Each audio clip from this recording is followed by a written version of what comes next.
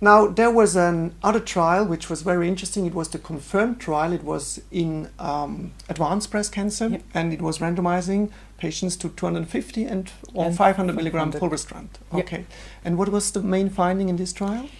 The trial was already presented with the primary endpoint when they reached the primary endpoint, which were progression-free survival, where they observed a difference of 1 month in progression-free survival, 5.5 and 6.5 for the higher doses.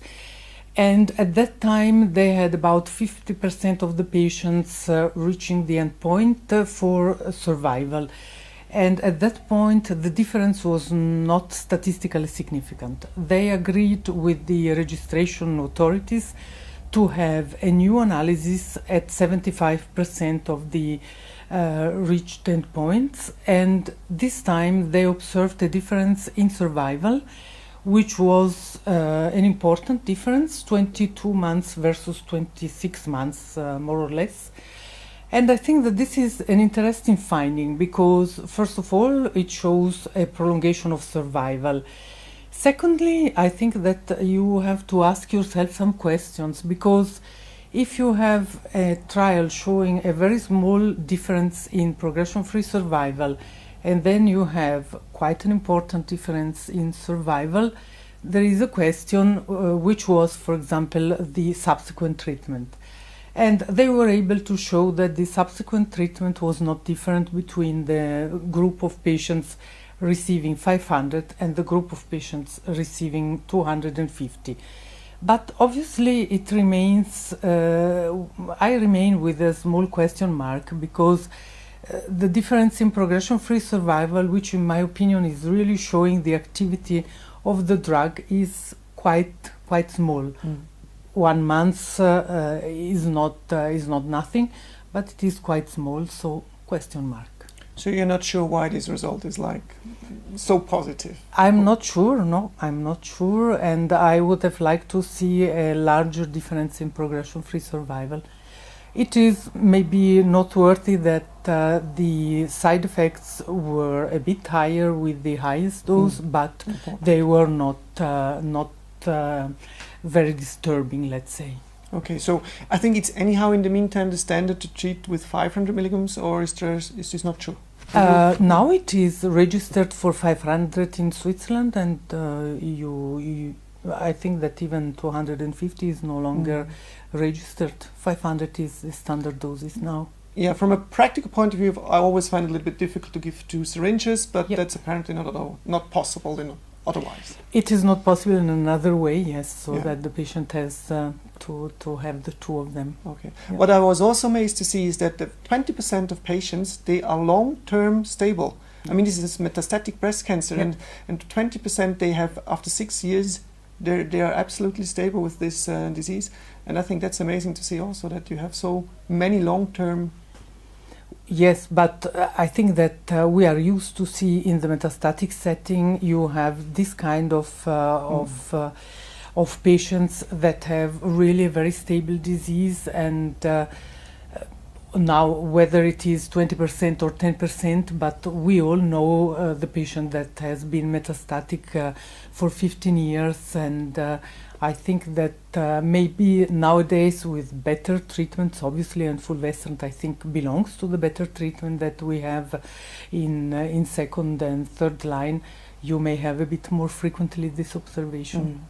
Okay, still amazing. But I'm then wondering, you have 24 syringes, intramuscular injections per year, and you go on for 6 years, you get 120 or more than 120 injections, so it's quite a lot. But when you feel better, of course, you do not have bone pain, I think that you are ready to have 2 syringes per month. Oh, yeah. Of course. Another interesting finding was the LEA trial. This was with Avastin. How was this trial done?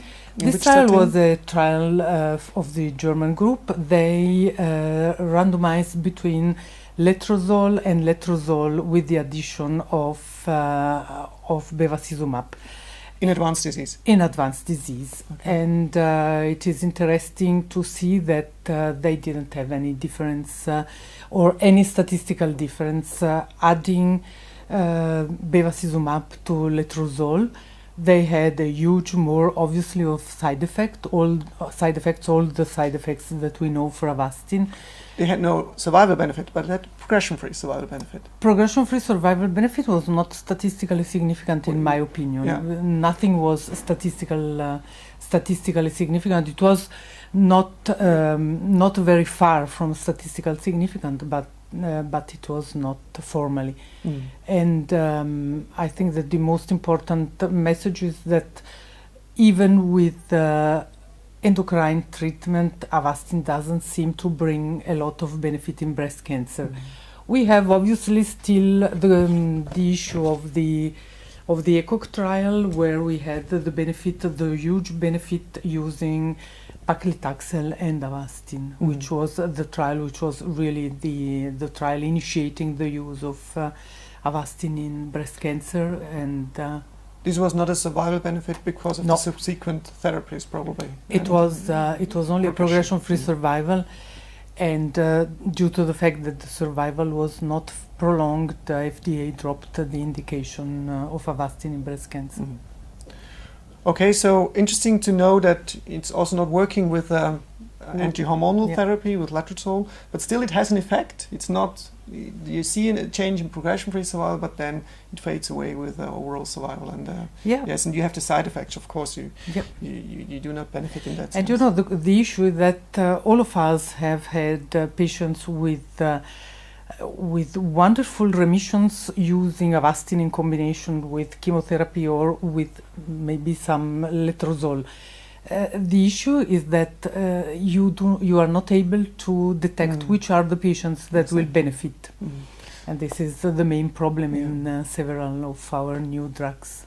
This is a bevacizumab problem also. In the other indications, they still don't know the predictive marker for that therapy. It would be so good to know that. Yeah. One can say that, really. Yes, last but not least, there is I'd like to hear about new agents. There was one really important or interesting new finding about this cyclindependent kinase, which was given with letrozole. It was given with letrozole. It was a cyclin inhibitor, and with a name and a long number. And given with letrozole, it prolonged disease-free survival or progression-free survival in advanced disease again. In advanced disease again, from 7 months to about 20 and some months, a huge increase. Obviously, it was not a phase 3 trial; it was a phase 2 randomized. So that I think that we will need confirmation. But if this is true, it is wonderful.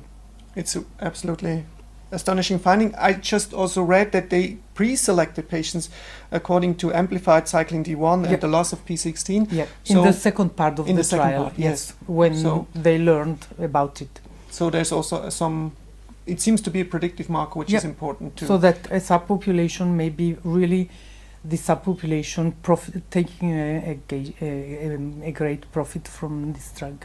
Okay, so thank you very much. This was very interesting, and good that you came again to Zurich to present the latest findings. Thank you. Thank you to you.